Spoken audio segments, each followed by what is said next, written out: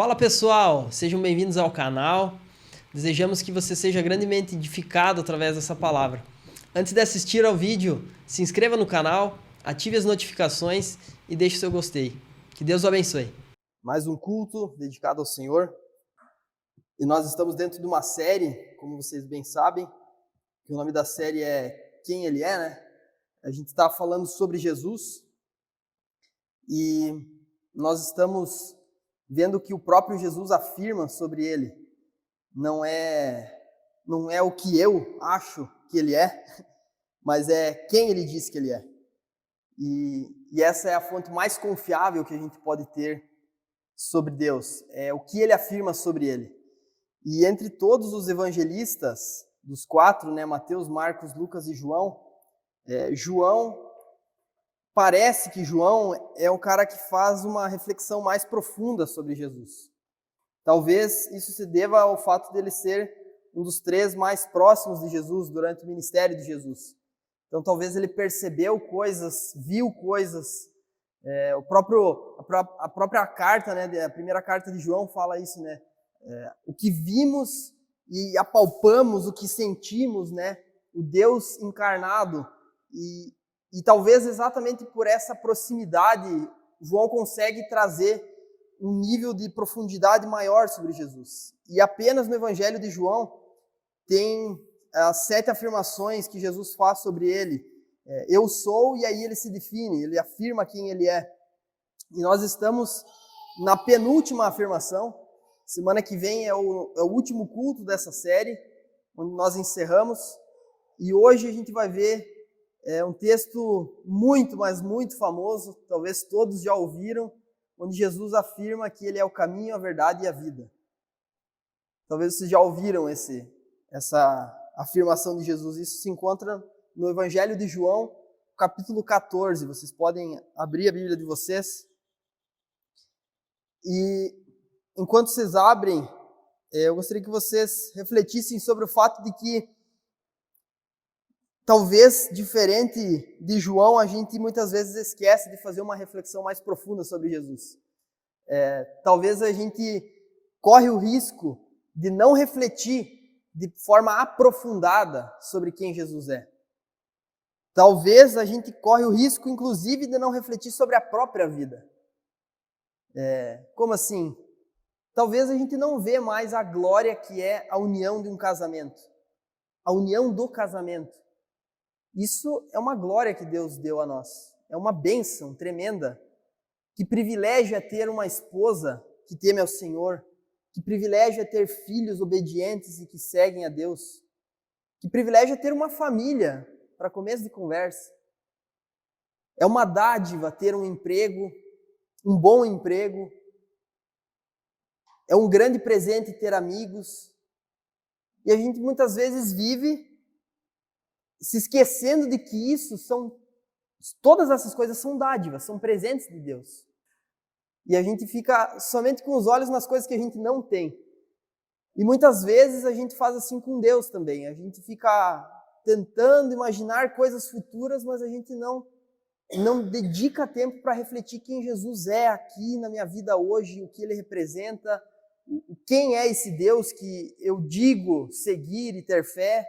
Então a gente tem tendência de não valorizar o que é sagrado. A gente tem uma tendência muito grande, principalmente no momento que a gente vive da nossa época, que é uma época muito materialista, da gente não dar o valor devido para o que é sagrado. E João aqui, ele é um pastor. João é um pastor aqui e ele quer que nós demos atenção aos detalhes sobre quem Jesus é. Ele não se contenta em dizer assim, Jesus fez isso, isso e aquilo, e Jesus ensinou isso, isso e aquilo. Não, ele quer, eu quero que vocês saibam quem ele é. Não apenas o que ele falou ou o que ele ensinou, mas quem ele é. E é por isso que ele detalha essas afirmações de Jesus. Ele traz profundidade para a nossa fé. E é isso que nós, como discípulos de Jesus, precisamos ter. A nossa fé precisa ser uma fé fundamentada. A gente não sabe explicar o básico da fé muitas vezes. Como é que Deus nos salva? Ele morreu por nós, né? Mas o que isso significa? Morreu no meu lugar, né? Mas por que ele morreu no teu lugar? Daí já não sei, né? Sabe, é uma fé rasa. A gente não sabe dizer o porquê das coisas, quem é Deus. E João escreve na primeira carta dele, eu escrevi essas coisas para que vocês tenham vida. Ele fala isso, eu escrevi essas coisas para que vocês tenham vida. E a primeira instância parece, tá, mas como que uma coisa que alguém escreveu pode dar vida a mim? Não é o que a pessoa escreve, mas é o que aquilo lá significa para mim. A partir dos escritos de João, a gente pode entender melhor quem Jesus é e propriamente quem Deus é, porque Jesus é o nosso Deus. A vida, ela não é algo teórico, gente. A vida é algo experiencial, é algo vivido. E a gente pode viver uma vida inteira sem experimentar vida. Presta atenção nisso, a gente pode viver uma vida sem experimentar o que é vida. A gente pode achar que, sei lá, assistir um filme no final de semana, comer uma comida boa, ter um bom emprego e poder voltar para casa no final da tarde, isso é vida. Isso é vida. Comparado a muitas pessoas, isso é vida. Mas comparado com o que Deus tem para nós, isso não é vida. Vida é você ter uma alegria que você não consegue nem explicar em palavras. Você já viveu algum momento que você teve uma alegria tão grande assim que você estava tão eufórico e você não conseguia nem dizer por que você estava tão daquele jeito? Imagina você viver a vida inteira com uma alegria que transborda a tua vida, uma paz, que nem a Bíblia fala, uma paz que excede todo entendimento. Às vezes a gente não consegue nem dormir de preocupação sobre algum problema ou alguma conta para pagar. Quem dirá uma paz que a gente não consegue nem explicar? Você tem essa paz? Essa paz é só Jesus quem pode dar. Repouso tranquilo. Você deitar e descansar e acordar no outro dia renovado e não que parece que foi atropelado. Amor, um amor que transborda no teu ser. Você não apenas se sente amado, como você sabe que você tem valor para Deus. E você sabe que o teu valor não está nas coisas que você faz ou no teu desempenho, mas em quem você é para Deus. Você sente esse amor de Deus dessa maneira? O cuidado que você tem, mesmo em meio à fornalha da aflição, você percebe o cuidado de Deus? Você sente esse cuidado de Deus? Se você não sente essas coisas, no final das contas você não tem vida. Percebam? A gente acha que é vida, mas no final das contas não é vida. E essa é uma pergunta que a gente tem que fazer. O que a gente sabe sobre vida? Não é assim, que bons conselhos você sabe dar sobre a vida. Não. O que é vida no final das contas? A gente acha que Jesus está aqui para suprir as nossas necessidades. Bem no final das contas a gente acha isso. Sim. Que Jesus está aqui para suprir as nossas necessidades. Que Ele precisa fazer por nós o que nós queremos que Ele faça. E aí existe uma frustração muito grande, mas muito grande, quando Ele não faz o que a gente pede. A gente fica frustrado, porque a gente pensa, mas se Ele é Deus e pode todas as coisas, por que Ele não faz isso por mim? E daí a gente vai fechando o nosso coração para Deus. Porque a gente acha que Ele deveria fazer aquilo e Ele não fez, logo não dá para confiar nesse cara. Só que a palavra de Deus afirma que nós temos um Deus indomável. Indomável. E há inúmeros relatos da vida de Jesus, justamente para provar para a gente que Deus é indomável. Vocês lembram algumas semanas atrás que a gente falou sobre o pão da vida? E naquele episódio Jesus multiplica os pães e os peixes e a multidão está ali eufórica e Jesus pega os 12 e fala assim, peguem um barquinho e vão lá para o outro lado, que eu não quero vocês no meio dessa multidão enlouquiçada aqui.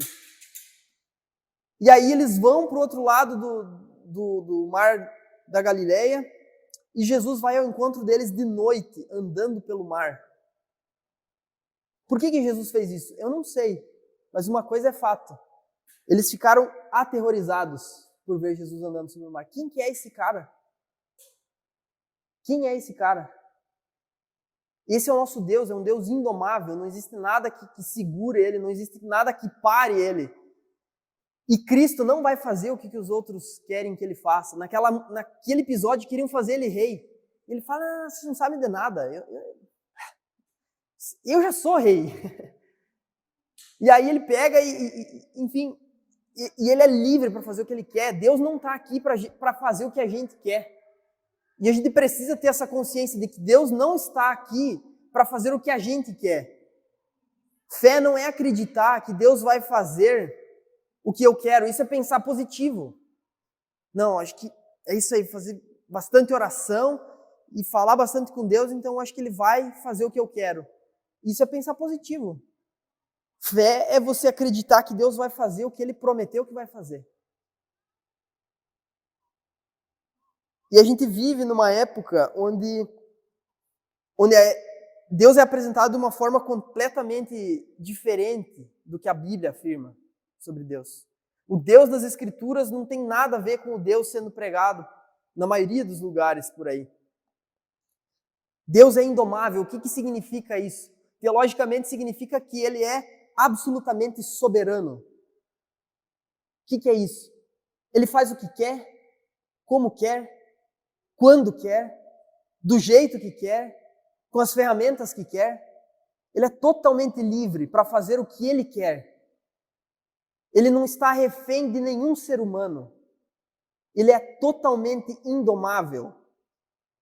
E talvez isso assuste, porque quer dizer que não há nada que eu possa fazer para mudar Deus. Basicamente é. Porque Deus não está refém das tuas vontades. Essa é uma diferença muito óbvia e que a gente precisa ter, diferente dos deuses que existem por aí. Talvez aqui todos vocês, beleza, vocês não adoram deuses, propriamente ali, estátuas e tudo mais, mas existem deuses na nossa sociedade e a gente pode ver isso ao longo da história da humanidade, que sempre houveram deuses pagãos, que eles chamam, né? E esses deuses, segundo a história, são deuses que têm fome e se cansam. Você pode ver que todas as mitologias têm diversos deuses. E esses deuses são limitados. Qualquer mitologia que você for estudar, você vai ver que os deuses são limitados. E aí o que acontece? Segundo a mitologia, o ser humano foi criado para servir os deuses, para saciar a fome dos deuses, para trabalhar para os deuses. É por isso que existem muitas religiões que são baseadas em oferendas. Como assim? Basicamente é uma relação de troca com Deus. Você faz algo que o Deus quer e você ganha dele o que você quer. A mentalidade dos deuses pagãos é assim, do paganismo. Você faz algo para o Deus para amenizar a raiva e o ódio dele, e então, em troca, ele te dá algo que você quer. Não é engraçado que a gente leva isso para a fé cristã? Eu ofereço um sacrifício para o meu Deus e então Ele me dá uma boa colheita, né? Ele me faz prosperar no meu trabalho. Meu filho está doente, então eu faço um ritual e faço algo espiritual para Deus e Deus então cura o meu filho. Essa é uma mentalidade pagã. Deus não é assim. E Deus não trabalha assim. O homem foi feito para trabalhar, segundo os deuses. E aí Deus aparece no momento da história e fala assim: eu sou Deus que trabalho e não me canso. Deus chega e se revela e fala assim: eu sou um Deus que não é servido por mãos humanas. Basicamente ele está falando assim: eu não preciso de vocês. E isso explode a mentalidade. Como assim Deus não precisa da gente? Deus não precisa de você. Deus não precisa de mim. Porque Ele não está refém do meu serviço, da minha ação. Só que diferente dos outros deuses, o interesse de Deus por nós é por ter uma relação de amor. Deus não quer o que a gente tem a oferecer, os nossos sacrifícios, o potencial que a gente tem a dar. Deus quer a gente. E por que Ele quer a gente? Diferente dos outros deuses, porque Ele nos ama. Deus se apresenta completamente contrário a todos os deuses. Não é a gente que faz algo para nos aproximarmos de Deus. Não é a gente que faz um sacrifício para a gente chegar até Deus. É Ele que vem e se sacrifica para que a gente se aproxime de Deus. É completamente contrário. O que a gente sabe da vida? O que a gente tem como verdade no nosso coração? O que a gente sabe sobre chegar até Deus? Vejam, se a gente tem uma fé rasa, a gente acha que fazendo uma oração de 3 minutos por dia e lendo um versículo, cara, ó, já estou próximo de Deus e hoje meu dia vai ser abençoado. Com certeza, se você orar e ler a Bíblia, você vai estar mais próximo de Deus. Mas lembrem, não é uma relação de troca. Você não faz algo para Deus e Deus então, né, ó, o cara aí se sacrificou, né, hoje leu 15 minutos da Bíblia. Vou ter que abençoar ele. Deus não trabalha assim.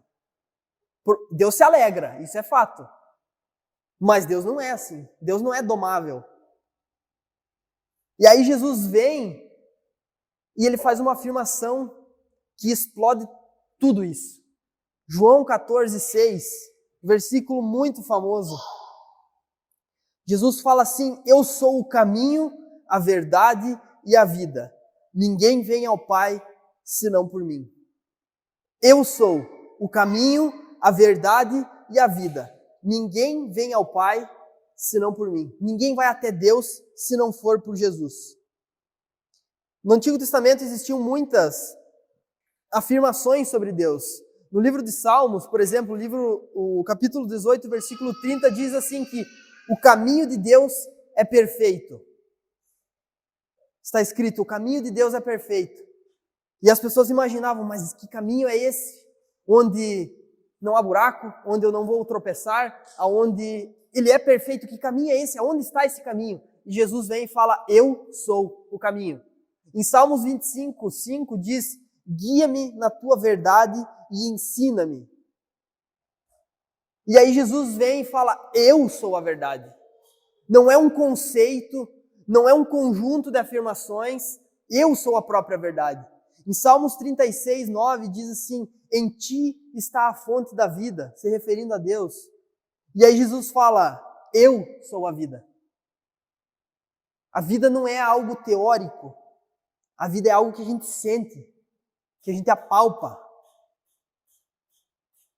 Sendo o caminho, a verdade e a vida, Jesus se torna o único capaz de nos reconciliar com Deus. Imaginem justamente uma estrada, aonde que chega um determinado momento que não existe mais passagem, há um abismo. E do outro lado está Deus. E aí você começa a construir diversas pontes, tentativas de pontes para você chegar até Deus. Isso é a religião. E aí Jesus vem e coloca a sua cruz sobre esse abismo e nos conecta novamente com Deus. É isso que Jesus faz. A única forma de a gente chegar realmente diante de Deus e ter um relacionamento com Deus é através de Jesus. Não é através dos nossos feitos. E eu queria eu queria explicar sobre esses 3 conceitos, caminho, verdade e vida. E primeiramente, eu quero falar sobre a vida. E eu não sei se vocês já pararam para pensar, mas a gente tem uma definição muito equivocada sobre vida e sobre morte. Talvez você nunca refletiu sobre, mas o que é a vida, o que é a morte? Talvez você nunca fez uma reflexão profunda, mas você tem uma definição de vida e uma definição de morte. O que é a vida para você? Você vai falar. O que é morte para você? Você vai falar. E na nossa sociedade, talvez você se identifique que vida é tudo aquilo que dá alegria, prazer e satisfação. E principalmente se for de maneira fácil e imediata. Vida é tudo que tem alegria, satisfação, prazer, isso é vida. Morte é o oposto. Tudo que é incômodo, tudo que é dor, tudo que é sofrimento, isso é morte. Se precisar de algum sacrifício, é morte, não é vida. Vida não tem a ver com sacrifício, vida não tem a ver com esforço. Vida é só desfrutar. E isso é terrível. Ou seja, se você tiver essa visão sobre vida e morte, isso é terrível. Porque a tua vida vai ser uma vida desgraçada. A tua jornada aqui na Terra vai ser uma jornada desgraçada. Porque essa não é a definição de vida e morte. A gente tem essa visão porque a gente imagina a vida pela ótica do Jardim do Éden, quando Deus cria todas as coisas. E lá não existe dor, não existe sofrimento, e a gente imagina que vida é aquilo. Só que depois que Adão e Eva pecam, o nosso mundo é totalmente corrompido pelo pecado. Aquela vida não existe mais aqui. Não existe mais aqui. O cenário perfeito não existe mais. Então, qualquer tentativa de deixar a vida perfeita é uma tentativa equivocada e que não vai se realizar. E isso não é vida aqui.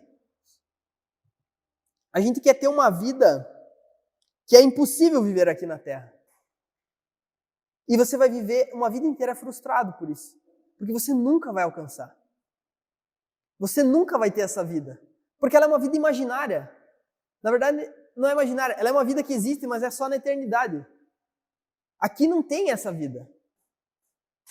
Quando Adão e Eva desobedeceram a Deus, o pecado entrou no mundo e o pecado corrompeu tudo. E o pecado nos afastou de Deus.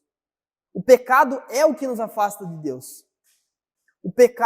O seu pecado é esse abismo que eu acabei de falar, entre você e Deus. Então o que seria a vida aqui? A vida aqui na Terra é você ter paz em meio ao caos. É você ter alegria em meio às dificuldades. É você ter satisfação em meio aos pesares. É possível isso?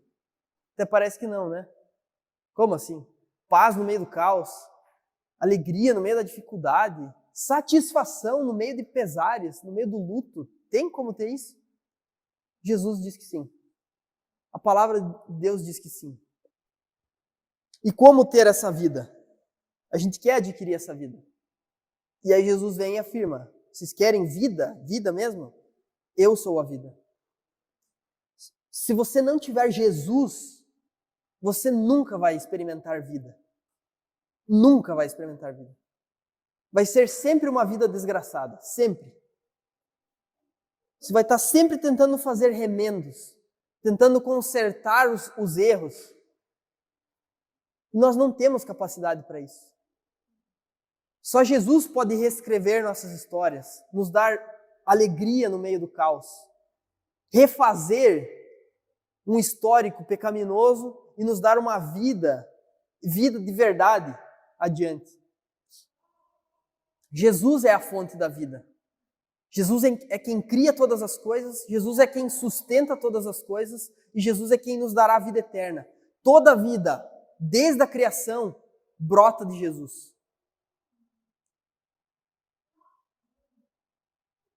Segundo ponto, eu quero falar sobre a verdade. E hoje em dia parece que é politicamente incorreto afirmar que Jesus é o único Salvador. Dependendo do lugar que você está, ou a roda de pessoas com quem você está reunido, isso parece até uma ofensa, parece, hoje em dia. Você falar que Jesus é a única salvação. Que Jesus é o Deus verdadeiro.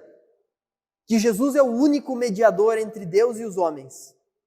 Que Jesus é o único caminho, o único acesso para você chegar até Deus. Parece que é uma ofensa isso. Hoje, na sociedade que a gente está, isso é até discurso de ódio, né? Dependendo aonde você fala. Só que isso é a verdade. Absoluta verdade. Jesus é o único caminho. Isso é a verdade. Em Gálatas, quando Paulo escreve a carta a Gálatas, em Gálatas 4,16, ele fala assim: será que por dizer a verdade eu me tornei inimigo de vocês? Sabe, tem gente que odeia ouvir a verdade. E no mundo que a gente vive, é exatamente isso que acontece. Quando a verdade é falada de forma literal, ela afronta tanto que as pessoas têm horror da verdade.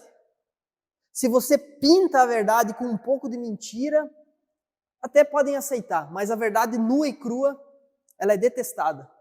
A Bíblia fala que nos últimos tempos, nos últimos dias, as pessoas farão mestres para si mesmos, porque elas terão coceira nos ouvidos, que elas não aguentarão mais ouvir a verdade, e elas criarão mestres para si, para ouvir o que elas querem ouvir. E isso vai trazer paz para o coração delas. Jesus é o único capaz de nos dar vida e a gente precisa ter isso como verdade. A gente não pode colocar em xeque, mas será que não existe um outro meio? Será que eu não consigo alegria de uma outra forma? Será que eu não tenho satisfação fazendo outras coisas? Não, não e não, é só Jesus.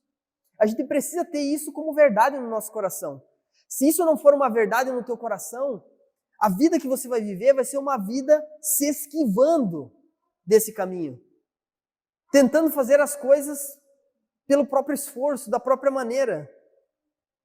E aí que entra o lance que a gente começa a confiar nas próprias convicções, nas nossas próprias conclusões.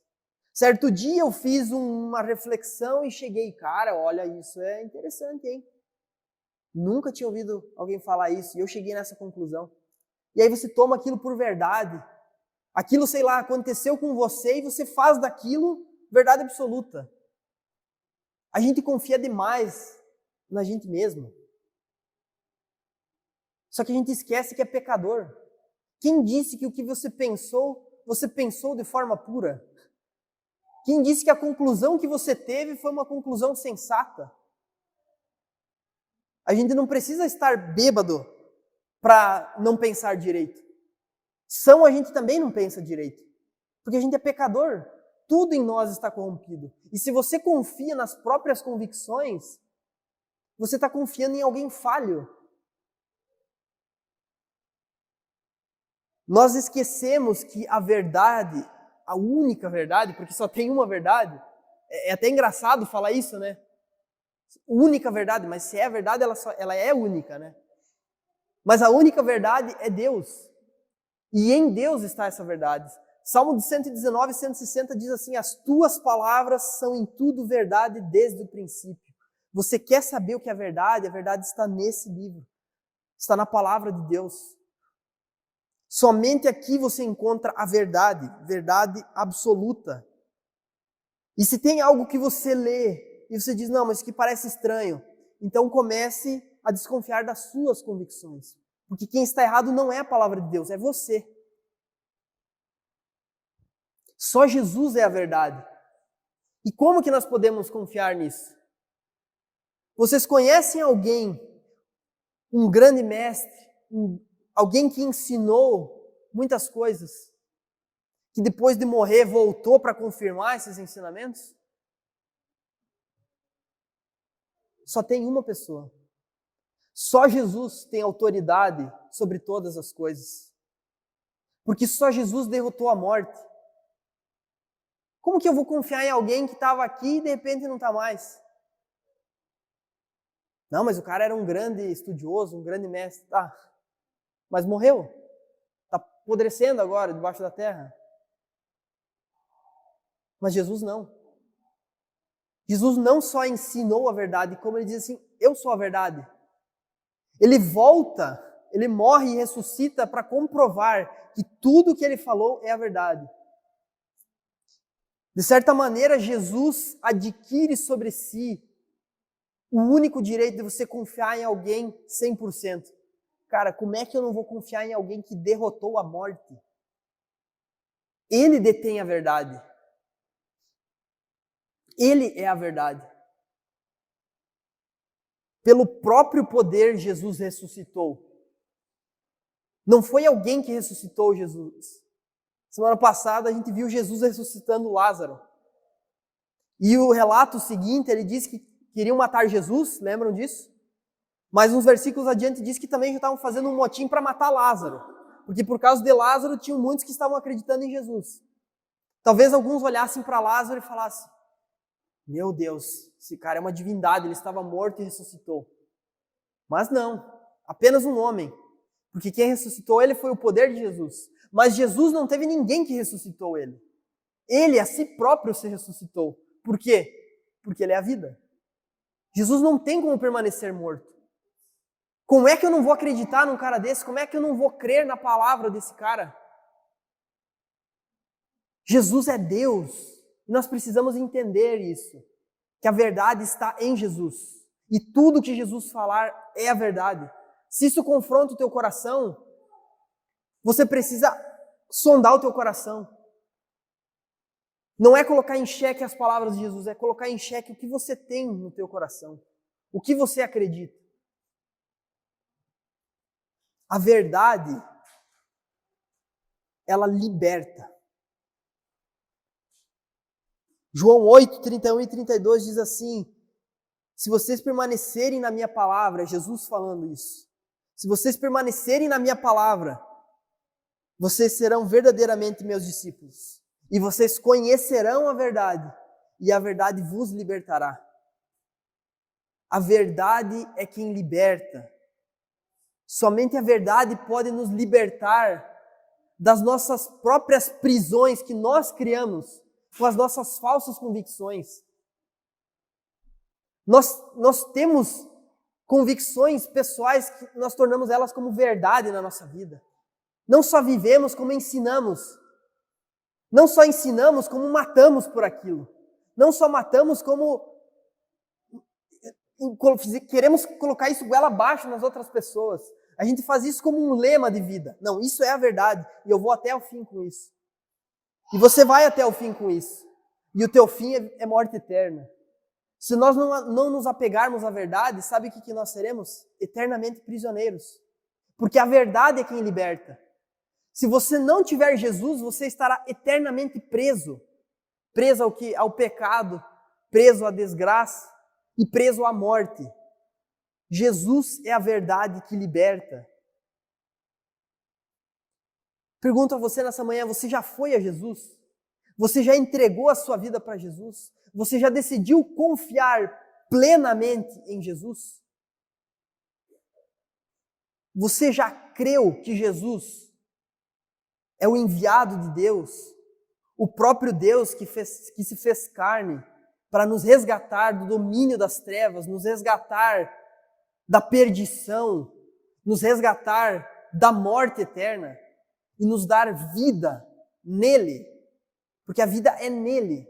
Jesus não nos resgata das trevas para nos levar a algum lugar melhor. Jesus nos resgata das trevas para nós ficarmos nos braços dele. A vida não é num lugar, a vida é em Jesus.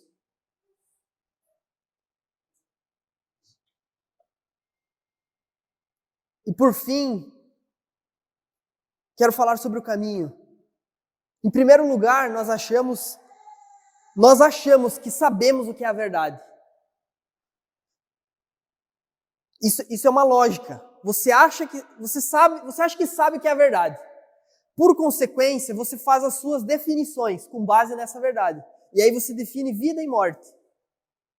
E com base no que é vida e no que é morte, você escolhe o caminho a seguir nessa vida.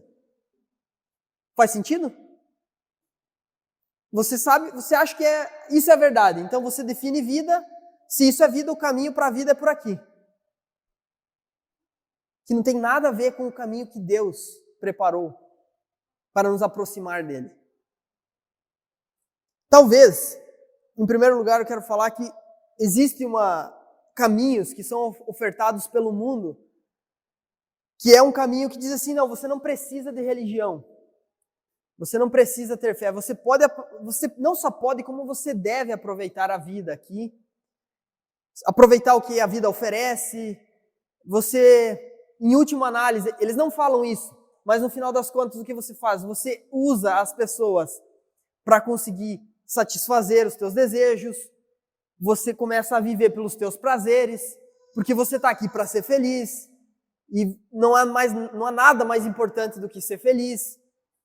E aí você se entrega às suas vontades, você não passa a vontade, tudo que está ao teu alcance você faz, e no final das contas, isso é uma vida desgraçada. Você tem uma vida depravada. É provável que talvez você não pense tanto assim, que não precisa de uma fé, que não precisa de Deus, que você só tem que viver a vida adoidado. Talvez você não pense assim, porque senão você não estaria num culto. Talvez você realmente ache que é importante ter uma religião. Talvez você ache isso. Talvez você ache, não, é importante ter Deus, é importante ter fé. E talvez foi isso que trouxe você aqui. E talvez você já se perguntou, qual que é a religião certa para mim? Você já fez essa pergunta? Qual que é a religião certa? A gente vive num mundo onde a liberdade de escolha reina.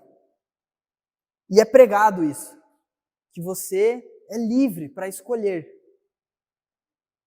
E que você pode encontrar praticamente tudo que você quer com base nos teus gostos e nas tuas necessidades. A gente pode olhar para as coisas da sociedade e dizer isso. Assim.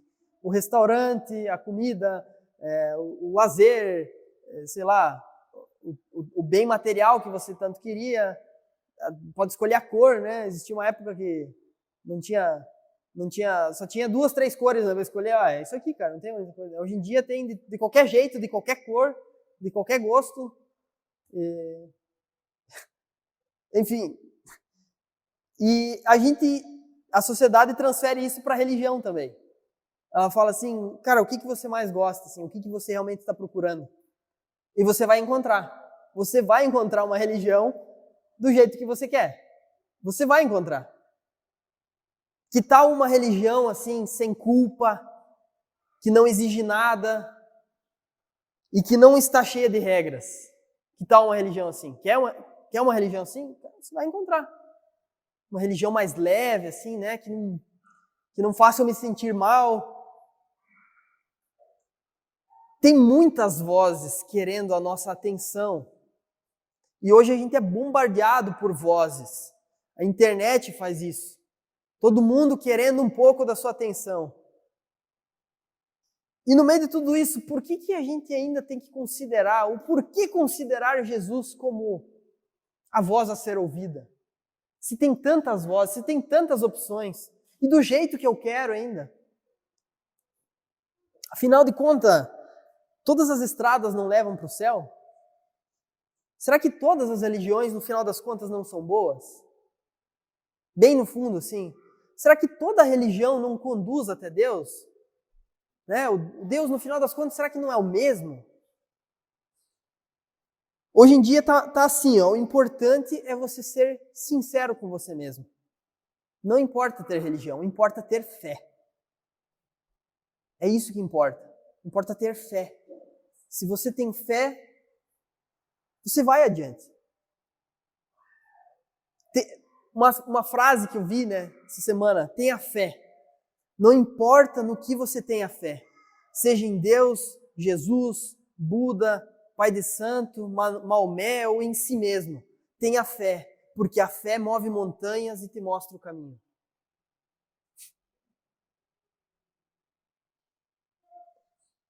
Outra frase que eu vi, se juntassem os seguidores de Jesus, Buda e Maomé, eles se matariam.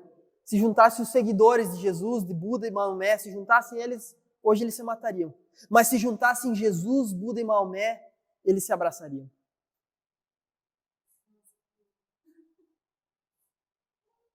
E hoje em dia a gente vê isso.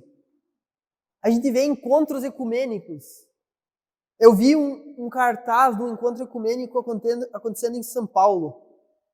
Uma comunidade budista num grande encontro com a padroeira do Brasil, Nossa Senhora Aparecida, num ato de propagação de respeito e fé. Que lindo, gente. O ser humano está evoluindo, né? São 2 caminhos errados se juntando para alargar ainda mais o caminho. Que é isso que a palavra de Deus diz.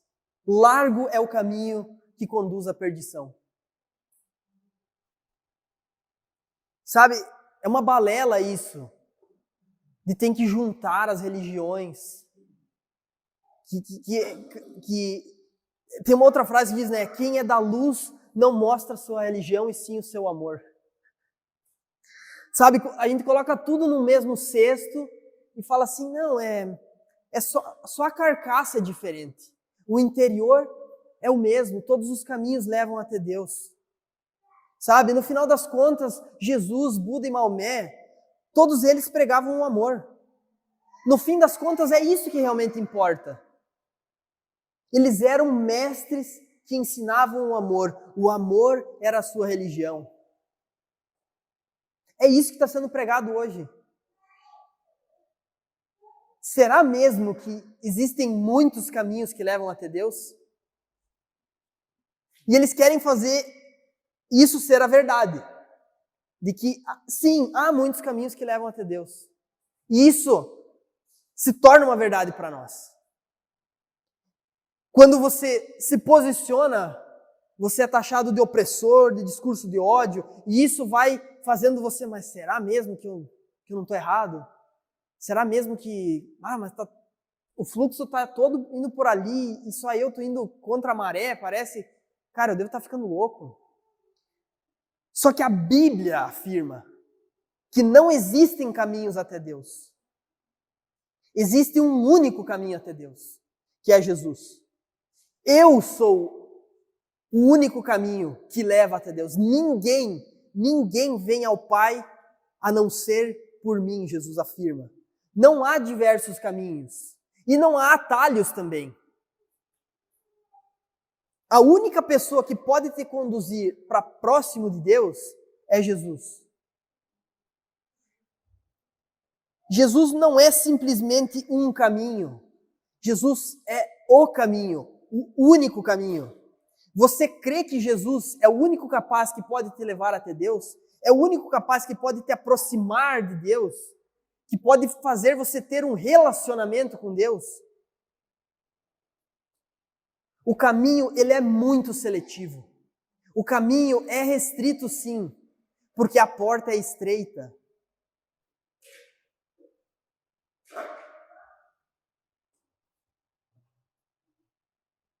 E nós temos uma tendência de transformar a graça de Deus em religiosidade. Talvez você, na tua mente, não, Jesus é o único caminho. Não, eu não acredito em nada dessas baboseiras aí de outras religiões. Eu acredito em Deus, em Jesus e acabou. Isso aí. Só que também nós, como cristãos, temos uma tendência de transformar a graça de Deus em religiosidade. Ao invés da gente viver o Evangelho, a gente passa a viver sob regras e tradições humanas. Na época de Jesus, os fariseus eram mestres nisso. Eles conheciam a Bíblia muito mais do que qualquer um de nós aqui. A gente acha que os fariseus eram... tem que odiar os fariseus. Jesus fala, se a justiça de vocês não excederem muito as dos fariseus, né? Ou seja, a gente fica metendo pau em quem é religioso, mas para a gente poder falar alguma coisa do religioso, você precisa ser primeiro um religioso. Você precisa primeiro conhecer a Bíblia. E aí tem muita gente que vive com a fé cristã com base em regras e tradições. E no final das contas, isso é um caminho criado também para levar até Deus. Você acha que seguindo as regras cristãs agora, seguindo as tradições cristãs, então você está chegando até Deus? Não. Porque o que leva até Deus é Jesus, não são as regras e as tradições. A religiosidade faz você se perder dentro de casa. Você se perder dentro de casa. Você achar que por estar indo numa igreja, por estar frequentando uma igreja, você automaticamente já está se aproximando de Deus. Não. Isso não é automático. É Jesus. Se você não tiver Jesus como teu guia, você não vai se aproximar de Deus. A religiosidade, ela vive, em primeiro lugar, pelo mérito. É pelas obras próprias. O Evangelho, ele vive pela graça. Você vive pela graça, pelo amor e pela graça. Pelo que Jesus fez. Vou dar um exemplo aqui. A gente sabe que racismo é algo totalmente errado. A gente define o valor de uma pessoa pela cor da pele dessa pessoa. Deus abomina isso. Só que a gente faz isso também com a fé cristã, com as coisas de Deus. Não, aquela pessoa segue a Jesus, não. Aquela que não segue, aquela que se explode, então. A gente define o valor das pessoas com base, né, aquela ali é meio inclinada para Deus, então, show de bola. Aquela lá, vai lá na Umbanda e tal. Cara, tem que mais aqui pegar fogo mesmo. Não tem nada a ver com isso. É por isso que as igrejas viram umas bolhas. Porque só importa quem está aqui dentro. Quem está lá fora, Tchau. Isso é ser religioso. E você acha que está num caminho até Deus e não está. Em segundo lugar, a religiosidade trabalha com medo e recompensa.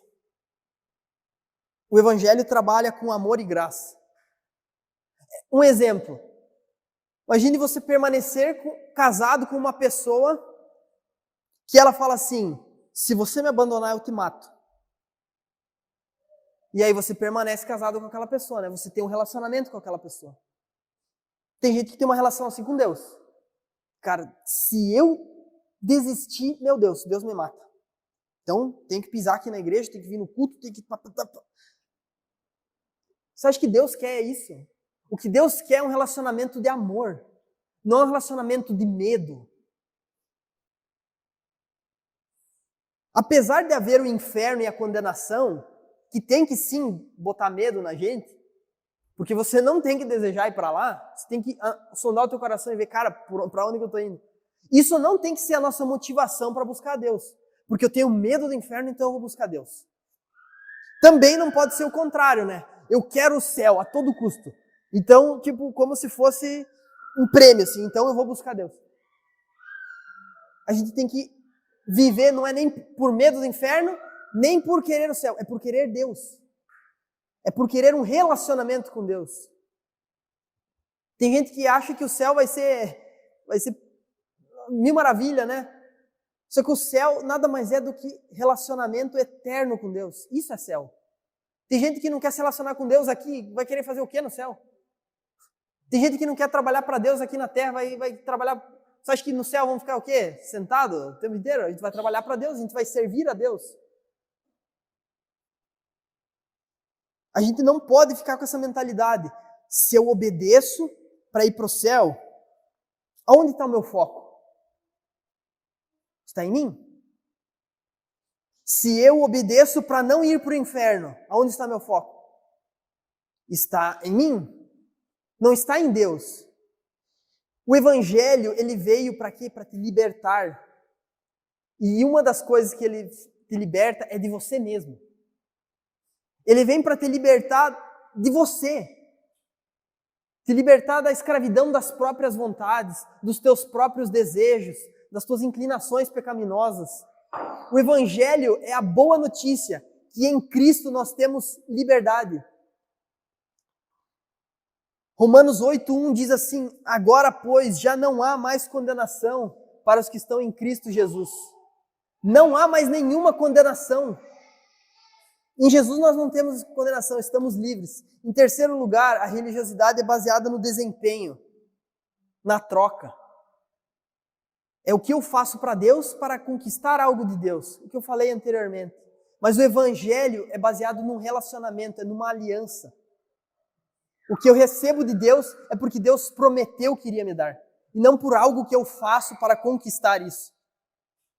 O sacrifício, a oferta já foi feita, que é Jesus. Em último lugar, a religiosidade é baseada na hipocrisia. A gente não deve viver por aparências. Você não tem que viver aparentando ser um cristão, aparentando ser um discípulo de Jesus. O nosso modelo e estilo de vida não é uma vida de aparências, é uma vida de transparências. Quando nós somos nós mesmos, falhos, cheios de imperfeições, é aí que o poder de Deus se manifesta em nós. O que é a igreja senão um bando de pecadores falhos que reconhecem isso? Nós não estamos aqui para aparentar ser santos. Nós estamos aqui para mostrar que somos pecadores e que Jesus é santo. E que se há algo de bom em nosso meio, é pela graça dele. É porque ele está em nosso meio. É porque ele é a vida no nosso meio. Religiosidade é você se apegar a uma estrutura e a um formato específico de igreja que diz te aproximar de Deus. Se você acha que você está na igreja certa e então agora você está próximo de Deus, você também está sendo religioso. Porque o que te aproxima de Deus não é uma estrutura, não é um formato de culto, não é um jeito de ser igreja, é um relacionamento com Jesus. É Jesus que te aproxima de Deus. Nenhuma religião pode te levar até Deus. Nenhuma. Nenhuma religião cristã te leva até Deus. Nenhuma igreja te leva até Deus. Nenhuma cerimônia religiosa. É só Jesus. É claro que dentro de uma igreja você vai encontrar Jesus muito mais facilmente do que num centro umbanda. Que lá você não vai encontrar. Mas é só Jesus que te leva para próximo de Deus. Não é a religião em si. 1 Timóteo afirma, só há um mediador entre Deus e os homens. Só tem alguém que faz o meio de campo entre Deus e os homens. Que é quem? Jesus Cristo. Jesus Cristo. Não é Pedro que vai nos aproximar de Deus. Pedro tem as chaves, né, que nos aproximam de Deus. É Pedro que vai nos receber, né, nas portas lá e vai ver se a gente entra ou não, né, São Pedro. Não é Pedro, não é Paulo, não é Maria, não são os santos, não é nenhum sacerdote, nenhum missionário, nenhuma igreja, nenhuma religião. Jesus é esse caminho. E vocês precisam ter clareza disso, que é só Jesus. Jesus é o caminho que nos leva à presença de Deus, que nos proporciona um relacionamento com Deus. A única ponte que liga você até Deus, que faz você passar por cima desse abismo chamado pecado. Jesus é a única porta que nos dá acesso até Deus. Jesus é a porta. Jesus não é uma porta, Jesus é a porta da salvação. Nós nos tornamos reféns de líderes religiosos e a gente fica distante de Deus. Sabe, eu não sou nenhum santo profeta aqui com uma revelação para vocês. Eu sou apenas um anunciador da palavra de Deus. Eu sou um pecador desgraçado, mas um pecador arrependido, um servo de Deus. E o que eu faço aqui é nada mais do que falar o que a palavra de Deus afirma. E o que é falar da palavra se não falar de Cristo? Jesus é a palavra, Jesus é a verdade. Jesus é o nosso Salvador, Jesus é a nossa vida, Jesus é a nossa salvação. Deus lançou sobre Jesus, numa cruz, todos os nossos pecados. Você crê nisso? Que todos os teus pecados, todos os teus terríveis pecados, que você tem cometido desde o teu primeiro dia de vida, todos eles estão no madeiro, estão na cruz, se você crer em Jesus. Por meio da morte, Jesus, ele abre um novo caminho até Deus. Ele cria um caminho que não existia. Jesus não morreu uma vítima da sociedade, Jesus morreu para nos dar um acesso. Jesus morre para fazer acesso. Não existia acesso até Deus. E Jesus vem e faz um acesso até Deus. Ele constrói essa ponte e essa cruz, que é a ponte que nos leva até Deus. E hoje você está diante de uma decisão. Diante daquele cenário lá de João 6, quando a gente viu esses dias atrás, que muitos, depois do discurso de Jesus, os deixaram. Jesus chega e fala para os discípulos, vocês também querem me deixar? Se é muito difícil esse caminho, né? Vocês não querem deixar também? E aí um dos 12 se levanta e fala, Senhor, para quem iremos? Para quem iremos? Só Tu tens as palavras de vida eterna. Nós iremos aos filósofos, aos grandes pensadores da nossa época? Eles se tornam cada vez mais inúteis nas suas imaginações tolas. Nós iremos a quem? Aos religiosos? Aqueles que são ali, rigorosos? Que bem pode obedecer a mandamentos e tradições humanas e não obedecer a Deus? Nós só vamos encontrar um caminho em Jesus. Os discípulos decidem continuar a busca pela salvação através de Jesus. E eles desejam um guia para isso. Eles sabem que Jesus é o caminho. Não existe outro caminho. É difícil com você? É impossível sem você. Os discípulos sabem disso. É impossível chegar até Deus sem Jesus. Nós precisamos de alguém que nos guie. Existe alguém melhor do que Jesus? Existe alguém melhor do que Jesus? Jesus é o caminho para os teus pés. Jesus é a verdade que satisfaz a tua mente. E Jesus é a vida que preenche a tua alma. A única garantia de ser reconciliado com Deus, de ter paz com Deus, é através de Jesus. Jamais teremos acesso de outra maneira. Entregue sua vida a Jesus. Entregue sua vida a Jesus nessa manhã. Decida estar em Jesus.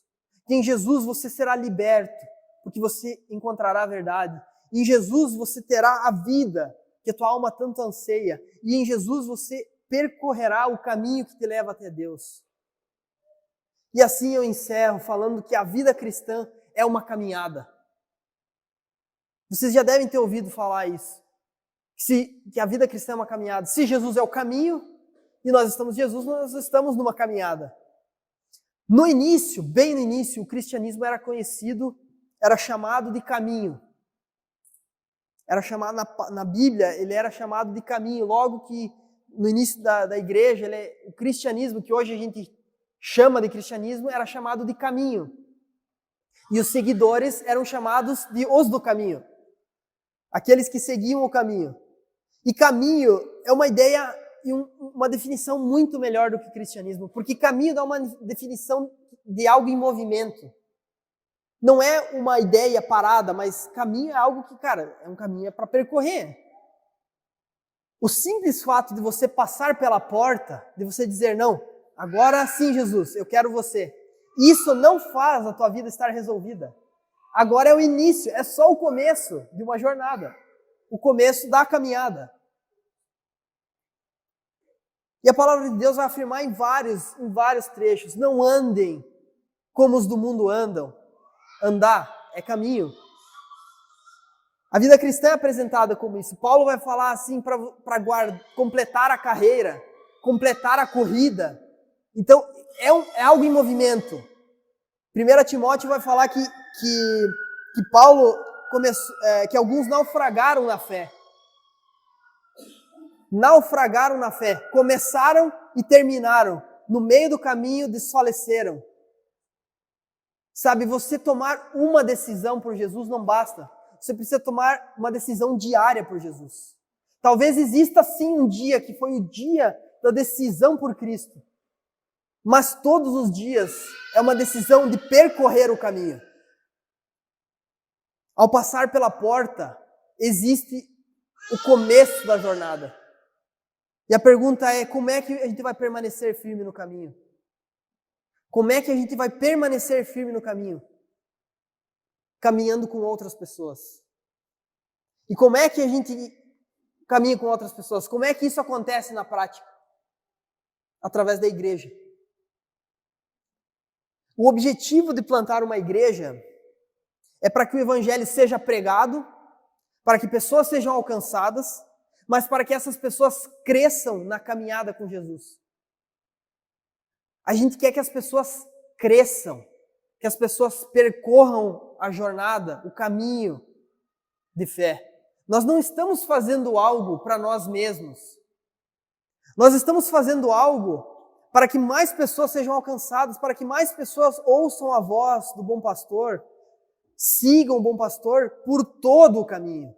E é um caminho de crescimento, é um caminho de santificação. Você quer fazer parte disso? Você quer fazer parte dessa igreja? Ajudar os outros a caminharem com Cristo e ser ajudado nessa jornada?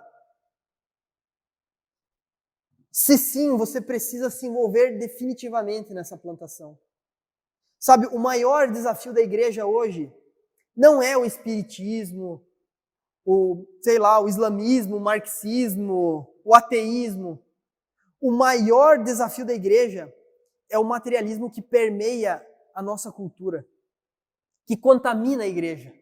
É gente dentro da igreja com os olhos nas coisas da terra. É gente acomodada. É gente pensando em si mesmo, na própria realização, no próprio crescimento. Esse materialismo deixa as pessoas preocupadas somente com a própria vida. Resumindo, em última instância, elas ficam insensíveis para a obra de Deus. Elas não querem se envolver na obra de Deus. Por quê? Porque vai exigir. Porque o caminho é estreito. Sabe, eu quero Deus, mas eu não quero entregar tudo a Ele. Eu quero uma vida com Deus, mas eu não quero me sacrificar na missão. Sabe, a minha vida é muito importante. Eu valorizo demais a minha família, os meus filhos. Os meus filhos são o meu maior tesouro e por aí vai. Quando a gente tem esse olhar, a gente tem um olhar mundano. O mundo pensa assim, nas coisas da terra. O nosso olhar tem que estar nas coisas do alto. A verdade é que a maioria das pessoas não querem sacrificar a vida para que os outros experimentem vida. Plantar uma igreja necessita de renúncia, de entrega e sacrifício. E nós precisamos saber se você vai ou não vai se juntar nessa missão. Deus está levantando seus trabalhadores. Nós cremos nisso. A igreja está avançando no mundo. Mesmo que você não acredite nisso, ela está avançando. Pessoas estão sendo alcançadas. Pecadores estão sendo resgatados. Perdidos estão sendo encontrados. A pergunta é se você quer ser um desses trabalhadores. Se realmente você quer se envolver na missão de Deus. Você é um desses trabalhadores ou você é um telespectador? Na missão de Deus, não existe ninguém que trabalha sentado no sofá. Se você quer ficar no sofá, você pode ficar no sofá. Mas saiba que você não vai fazer parte da missão de Deus. E você não será um discípulo de Jesus. Porque não existe discípulo de Jesus que não siga Jesus. Jesus está percorrendo, Jesus está fazendo. O que Ele exige de nós? Que o sigamos. O caminho é difícil? É difícil. Mas nós temos um guia. Nós temos o único que nos guia até Deus. Nós temos que olhar para as pessoas e ver que elas estão perdidas, que elas não conhecem a vida, que elas não conhecem o caminho e elas não sabem o que é a verdade. Nós precisamos levar Jesus para as pessoas. E a igreja serve para isso. Vamos orar? Senhor bendito, nós somos imensamente gratos, eternamente gratos, porque não houve, nunca haverá nenhum sacrifício que se iguala ao teu, ó Jesus. Nós estávamos eternamente perdidos em nossos pecados, presos em nossos próprios desejos, não conseguindo nos libertar nem das nossas próprias inclinações pecaminosas. Quem dirá, ó Deus, da imensidão de pecado e destruição que nos rodeia? Mas o Senhor veio até nós. O Senhor vem e entrega o seu corpo, derrama o seu sangue para nos perdoar dos nossos pecados e para construir um caminho de acesso até Ti, ó Deus. Obrigado porque em Ti, ó Jesus, nós somos reconciliados com Deus. Nós não somos mais inimigos de Deus, mas podemos ser chamados amigos de Deus.